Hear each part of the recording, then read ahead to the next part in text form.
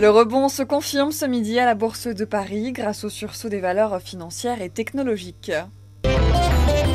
Et les valeurs bancaires enregistrent des rebonds conséquents après une longue série baissière alimentée par la crainte d'un défaut grec. Société Générale et Natixis reprennent plus de 4%. Bien orienté aussi le secteur technologique après les résultats meilleurs que prévus d'IBM aux États-Unis. Air France progresse. Notez que des grèves sont à prévoir du 29 juillet au 1er août à l'appel de plusieurs syndicats. EADS plus 0,7%. La compagnie American Airlines pourrait scinder en deux sa future commande d'avions monocouloirs. Un conseil d'administration devrait trancher la question aujourd'hui. Enfin du rouge ce midi pour les défensives avec Essilor ou Danone.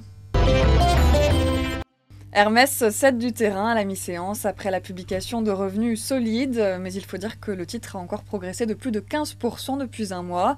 Le groupe de luxe a réalisé un chiffre d'affaires semestriel de 1,3 milliard d'euros en croissance de 21% à change constant.